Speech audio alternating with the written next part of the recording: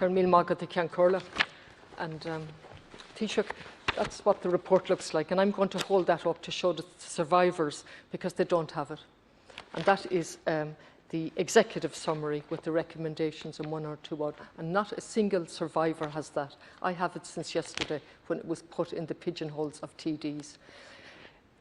I'm not sure, did the media collude with the government or was it just pure ignorance on their part? But on every bulletin they said that the report would be made available to the survivors prior to us getting it. That hasn't happened. I see two female ministers here today, and I would dearly love you to address this. No report was ever given to the survivors. They were invited to a webinar where they were told the government's version, and then they were invited to download 3,000 pages. Now that's that. You have the report since October. There was urgency to the legislation that went through the Dáil, you told us, and you forced the legislation through, and that report has sat with you since then. And the three wise men running the country, I might, in a worse moment, maybe refer to the three unwise men, decided to hold on to that report and still not give it to the survivors, and stand up here today with sweet words and tell us you're apologising. I welcome your apology, Taoiseach, but let me place it in perspective. In 21 years, I'm going to deal with very quickly. 1999, we had an apology from Bertie Ahern in relation to the treatment of over 15,000 to 20,000 children in industrial schools, reformatory schools, and what were called orphanages. That apology, and I'm only picking some of the reports in that 21 years, followed by the Ferns report 2005, the Ryan report 2009, which found that sexual abuse was endemic in the boys' industrial and reformatory schools, and both girls and boys suffered from emotional abuse on a big scale. 2009 we had the Murphy report, 2011 we had the Klein report, 2013 we had the Magdalen report, an interdepartmental committee followed by Mr Justice Quirk in relation to the establishment of an ex gratia scheme, subsequently found by the Ombudsman to be a maladministration of this thing. Then we set up Caranua, an appalling name for anything, to say it was a new friend when really it was the old enemy in disguise. So we put the old enemy under the word Caranua. Followed in 2017 by a technical report on the Tuam site. Nothing has happened since. And then I want to pay tribute to a number of people. Mike Malott published a book way back in '97 called Banished Babies and republished in 2012. RTE for their documentaries, Mary Raftery, Patricia Burke-Brogan, and also Connolly O'Faherty. And then, leading into this, we have Catherine Corliss's discovery by painstaking work, paid for it herself, and discovered that there were 798 bodies. And what was the response of the Bon Secure sisters at the time? Through Terry Prone, their PRO, not a single bone will be found. Not a single child will be found. I am a longer press release from them. And so this report today has come almost 6 years after the Commission was established by Fine Gael, and I think a Labour government, February 15. And we have waited and we've gone through 7 interim reports, most of which were published belatedly. The 6th interim report wasn't published at all, the one that dealt with the database, and it was published yesterday. And I thank you for that. You've given no explanation as to why it wasn't published at the time it came out. It refers to something, a document in relation to Bespera, which wasn't there and wasn't included. I look at this report and I struggle for words. But I owe that to the survivors to find words to articulate, because you are actually placing abuse on abuse in the manner in which this whole subject has been dealt with. If you're changing from today with a fulsome apology, I welcome that, and with quick action in relation to a compensation scheme and proper supports.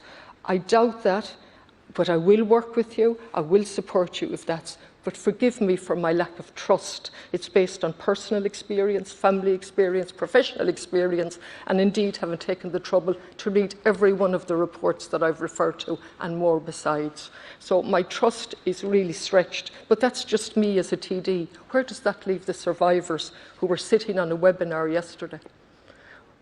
While your language and the language of the media told them that they had the reports when they didn't have the reports. And the language of the patriarch and the three unwise men continues to tell women what's good for them, and men indeed who spend time in our homes. And I'm looking at this, and I will not pay tribute, actually, I'll pay tribute to the survivors who came forward. I think Deputy Kelly referred to 1,000. I know it's been difficult for all of us to come to terms so quickly, but there wasn't 1,000. Just over 500 came forward to the confidential committee and they told their story. And when you look at those and listen to and my experience is that people who spend time in institutions rarely talk about it. Lifetime goes by and they don't talk about it. Intergenerational consequences for years and years. So when they went forward to this, they went forward in trust to tell their story. And the story jumps off the pages. The role of the church, the role of the priest, the role of the county council. Indeed, Galway, Tuam, distinguishes itself by being one of the worst homes in the country, with the active, not the active involvement, under the control of the county council, under the control of the county manager, who took a very active role. And actually, they had a policy that if the woman got pregnant a second time, then she was destined for the Magdalene Laundry, not for the mother and baby home. Can you imagine that, Taoiseach? Just listen to that, the county manager actively involved.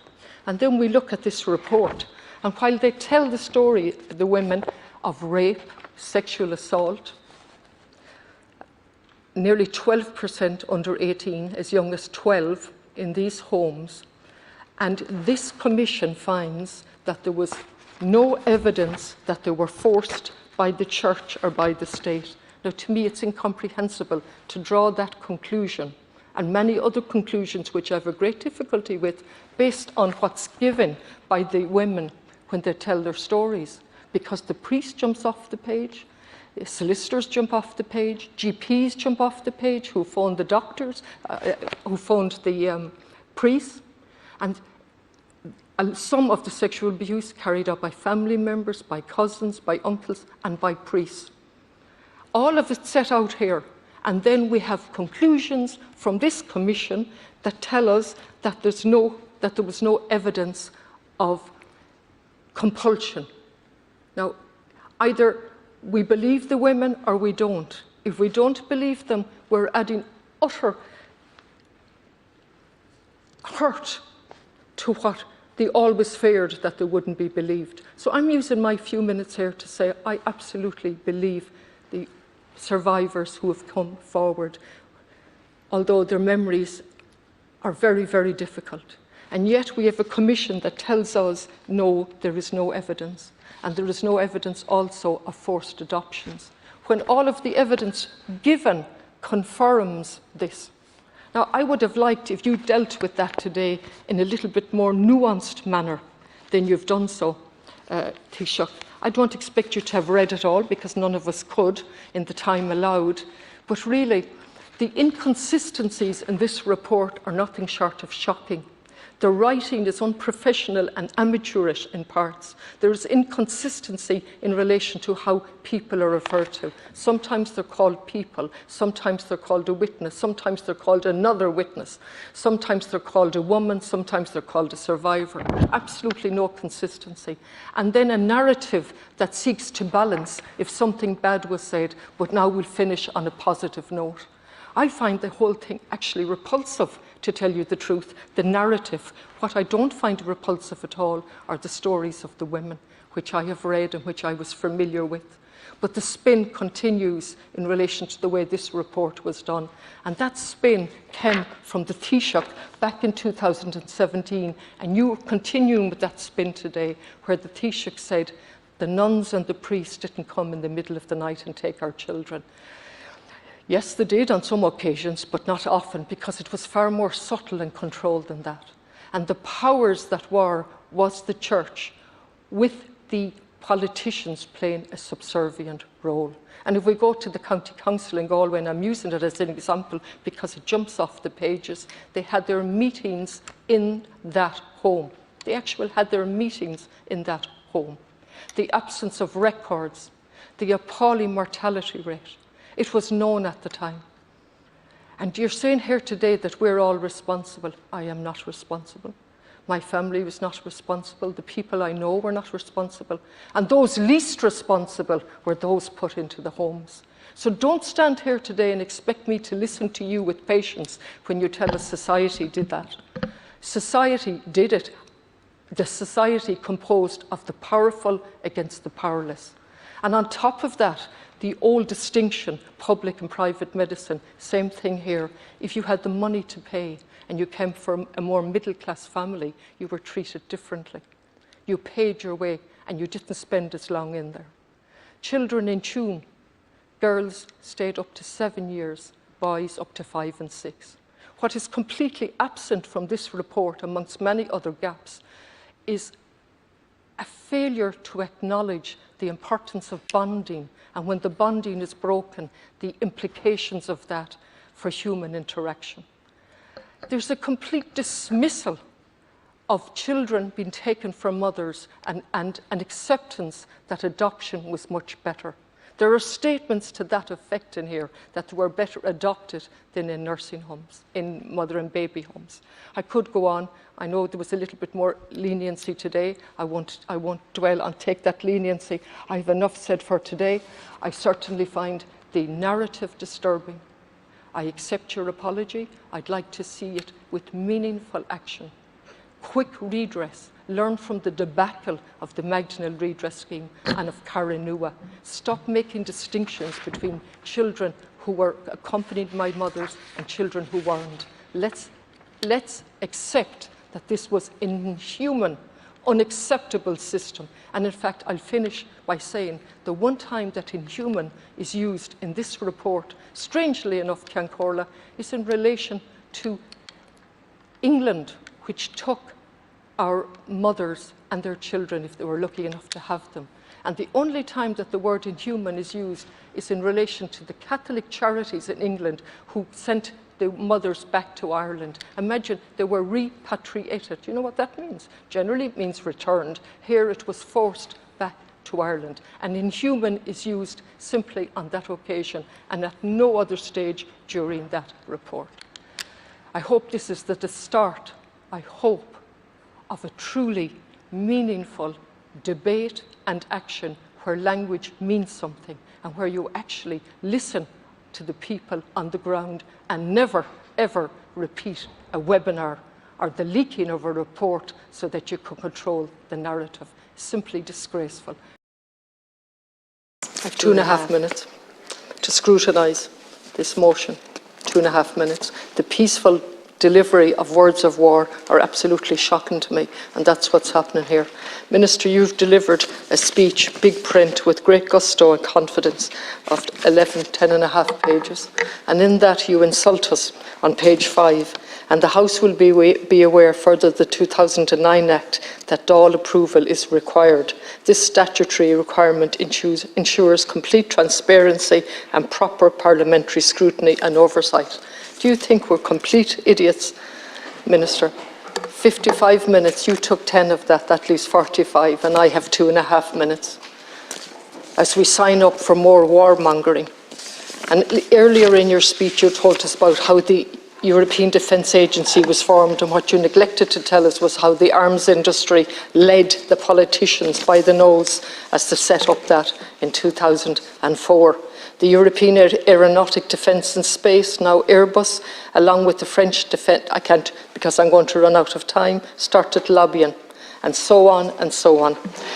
Ursula von der Leyen tells us that this collaborative procurement will bring us closer to European Defence Union. Mr. Borrell, that man that told us that Europe was a garden and everything outside of it was a jungle, he tells us, it sends a clear message, it's the website of the EDA tells us this, sends us a clear, but he has endorsed it, a clear message to industry.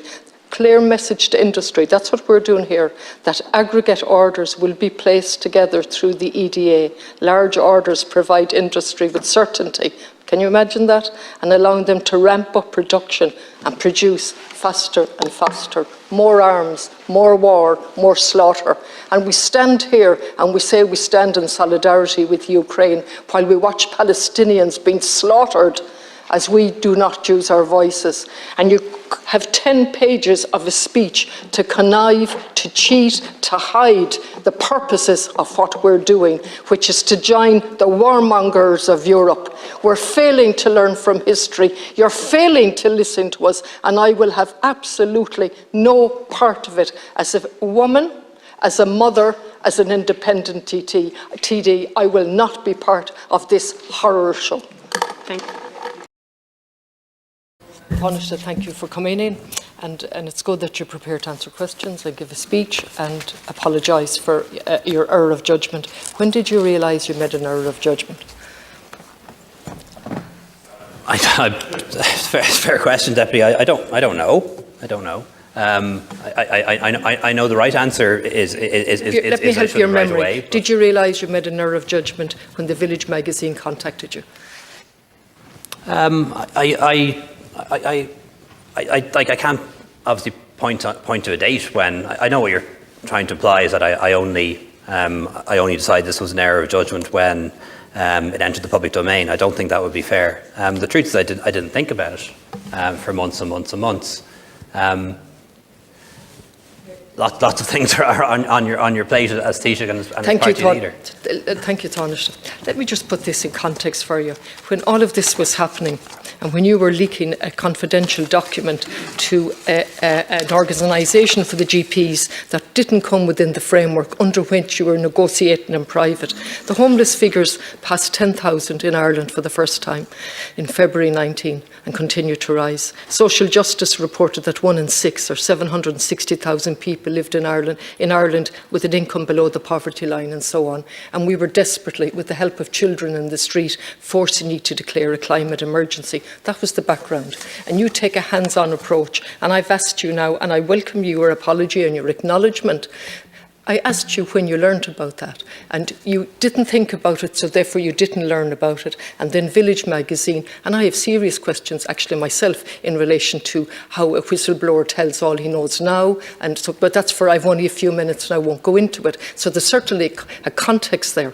But I asked you when did you learn, so you clearly didn't think about it until Village magazine. Then they rang you or contacted your office, presumably in relation to what they were going to print. Did I understand you to say you didn't reply to that?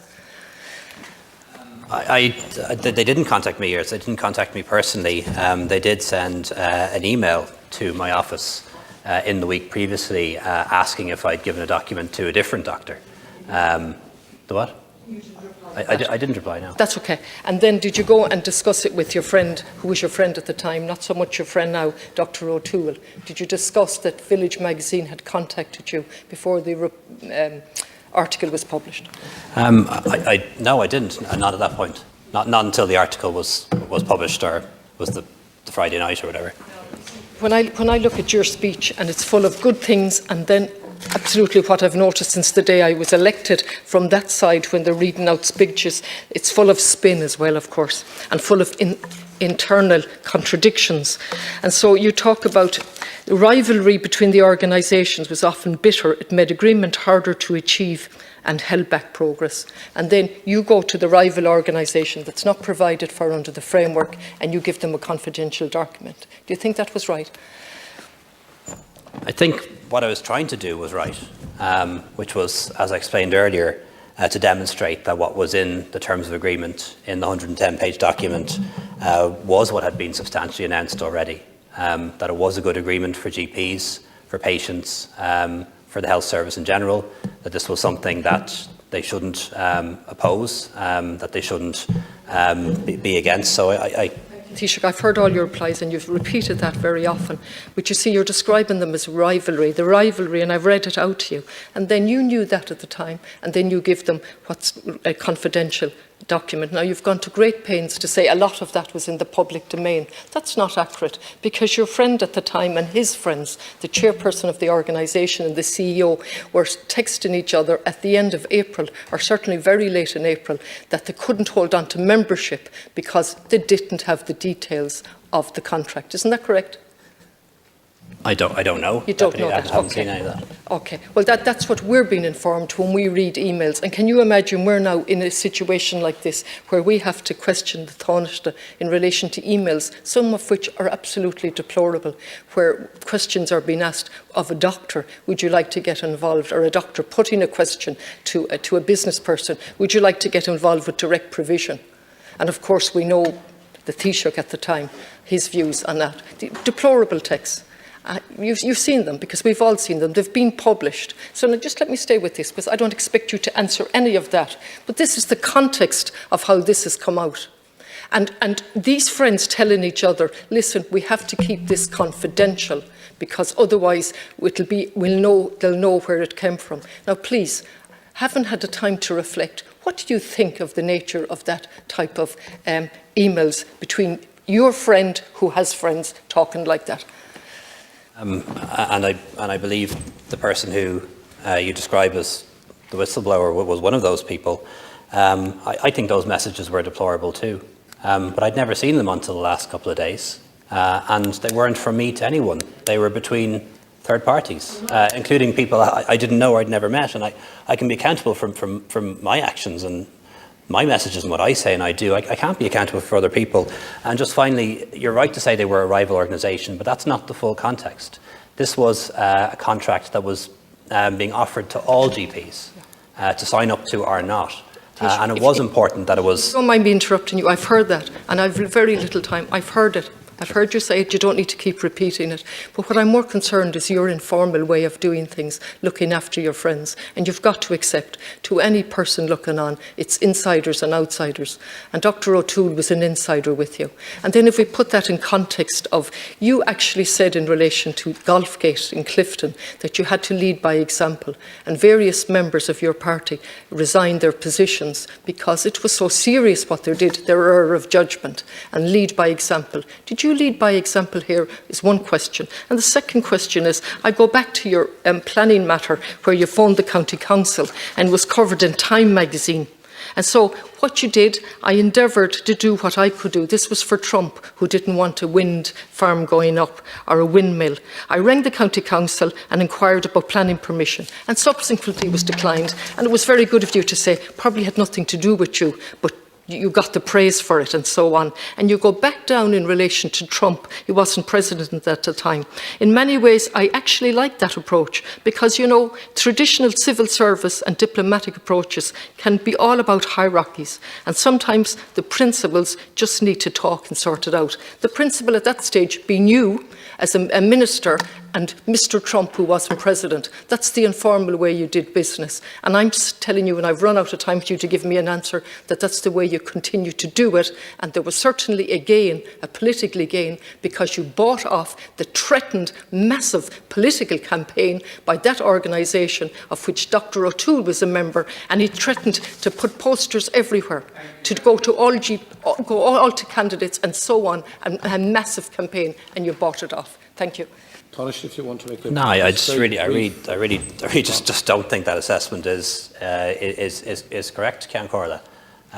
The reason why we concluded that agreement with the IMO, not with the NAGP, at a cost to the taxpayer of €210 million, was because we wanted to. We thought it was the right thing to restore funding to general practice, to reverse FEMPI, to make it viable again, to stop the hemorrhage of young doctors from our country, and also, and particularly, to bring in a chronic disease management programme at a cost of 80 million.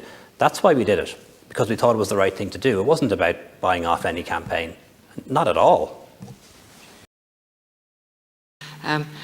let me say, you've talked about pharmacists. It's emerging that pharmacists learned that this morning when you went on Morning Ireland. Then we learned that there are only some approved pharmacists, so it's not all pharmacists, and we understand there are no approved pharmacists in Connemara. So that's the first thing. I gave my full support standing up there to draconian legislation back in March 2020 on the basis of full and frank disclosure, on the basis of no spin. What we've got since is spin, more spin and unspin. And then in a week, at the lowest point in my political career, where I lost all faith, and I say that most reluctantly, when you come out with a statement that only vaccinated people could go in to restaurants and pubs and so on. I find that absolutely shocking and unacceptable, and it lays bare the rhetoric that we're all in this together, because we never were. And certainly nursing homes were never in together, and I didn't need prime time last night to tell me there were problems in relation to nursing homes back in early 2020. We know that because we've privatised and we've segmented our public services and we've segmented knowledge. And so we're here today with a little bit of discussion and a certain amount of information on vaccination, and we have no overall discussion. And I've said before, Minister, I don't entirely blame you for that, but I certainly blame the three unwise men at the top.